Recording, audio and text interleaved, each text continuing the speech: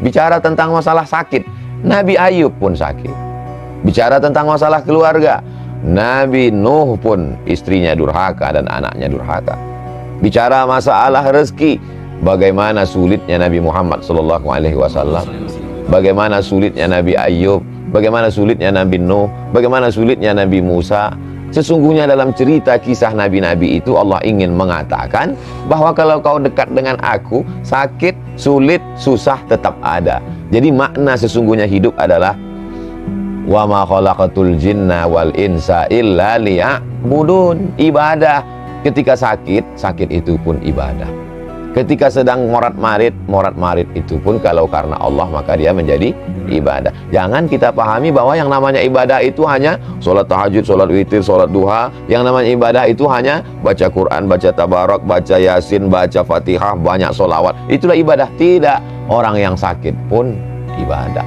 Bahkan ibadah yang paling tinggi bukan baca Quran, bukan jihad fisabilillah, bukan sholawat, bukan zikir. Ibadah yang paling tinggi adalah ridha menerima takdir Allah Subhanahu wa ta'ala. Ibadah yang tidak mengeluarkan suara, tidak mengeluarkan energi, tidak mengeluarkan keringat, tidak mengeluarkan darah.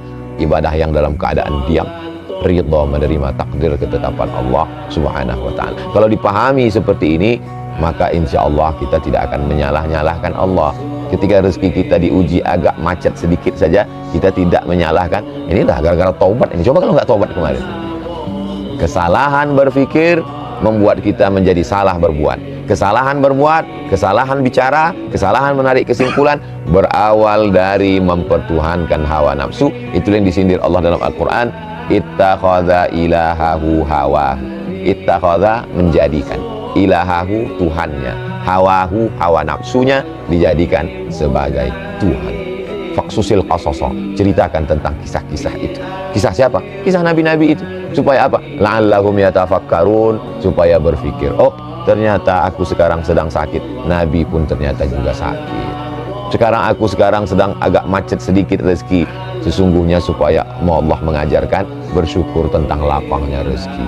Oh sekarang anakku ini agak sulit sedikit diatur, supaya untuk mengingatkan, supaya ada usaha dan ikhtiar doa lebih. Allah cuma ingin kita sujudnya lebih lama sedikit dari biasa. Kalau rezeki kita lancar, sujudnya mungkin tasbihnya 3 kali, 1 napas, subhanarabbil a'la wa bihamdihi, subhanarabbil a'la wa bihamdihi, subhanarabbil a'la. Dia buat kita agak sakit batuk sedikit, agak demam sedikit, agak sakit kepala sedikit. Bukan berarti kita lantas curiga ini Omikron sudah sampai.